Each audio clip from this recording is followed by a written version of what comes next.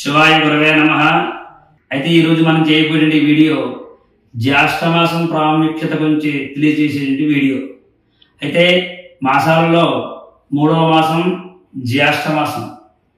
ఈ జ్యేష్ఠమాసంలో చేసేటువంటి జపతపాలు కానివ్వండి, పూజా కార్యక్రమాలు కానివ్వండి, సత్ఫలితాన్ని ఇస్తాయని శాస్త్రం తెలియపరుస్తుందండి మనకి.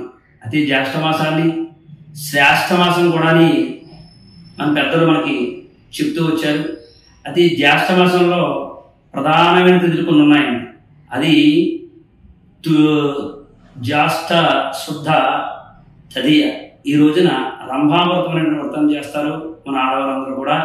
పార్వతీదేవిని చక్కగా అర్చించి పూజించడం వల్ల తమ ఆయుర్దాయాన్ని, సౌభాగ్యాన్ని పెంపొందిస్తుంది యొక్క అమ్మవారు.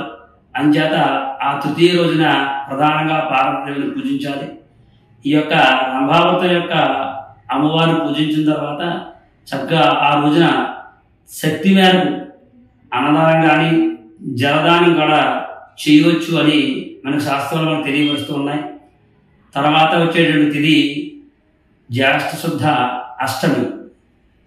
ఈ అష్టమిని కాళాష్టమి అని కూడా మనకి చెప్పబడుతూ ఉంది.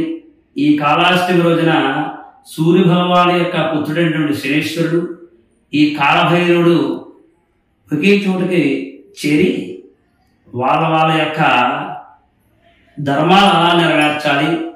కాళభైరవుని పూజించిన వాడికి, శనేశ్వరుడు పూజించిన వాడికి ఎటువంటి దోషాలు తొలగిపోయి సత్ఫలితాలు ఇస్తాయి అనేటువంటి అంశం మీద ఆ కాళభైరవుడు శనేశ్వరుడు కూడా చర్చించుకుంటూ ఉంటారు అష్టమి రోజున. అది కూడా ప్రధానమైనటువంటి రోజు. ఆ రోజున కాళభైరవుని శనేశ్వరుని కూడా తప్పగా ఆరాధన చేయాలి. తర్వాత జ్యేష్ఠ శుద్ధ దశమి, దీనిని దశపాపహర దశమి అని మనకి శాస్త్రాలు తెలియవస్తూ ఉన్నాయి.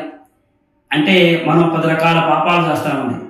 ఈ 10 రకాల పాపాల నుంచి విడవబడాలి అంటే ఈ దశమి రోజున ఏం చేయాలి అనేటువంటిది మనం తర్వాత వీడియోలో తెలియజేయడానికి నేను ప్రయత్నం చేస్తాను.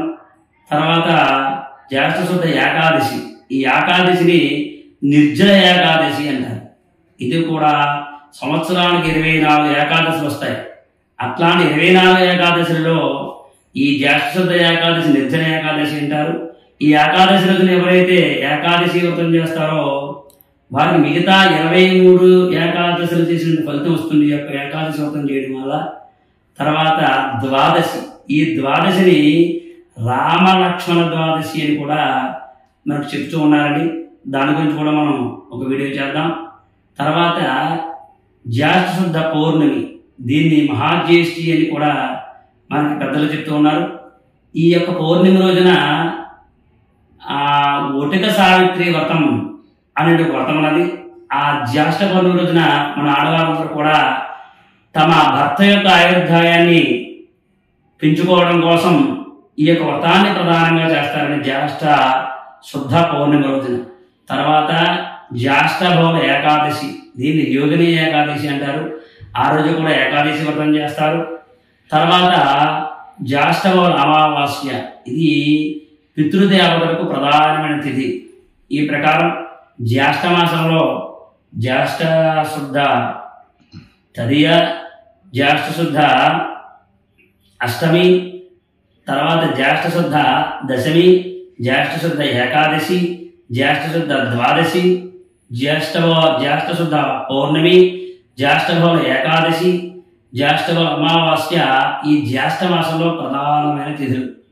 ఈ ప్రకారం ఈ జ్యేష్ఠ మాసాన్ని చక్కగా నేను చెప్పిన తిథుల్లో ఆయా వ్రతాలు చేసుకుంటూ చక్కగా ఈశ్వరారాధన చేస్తూ విష్ణుమూర్తి యొక్క సహస్రార్చనామావళి చదువుకుంటూ ఈ జ్యేష్ఠ మాసాన్ని ఎవరైతే సద్వినియోగం చేసుకుంటారో వారికి శ్రేష్ఠులు అవుతారు అని శాస్త్రవచనం.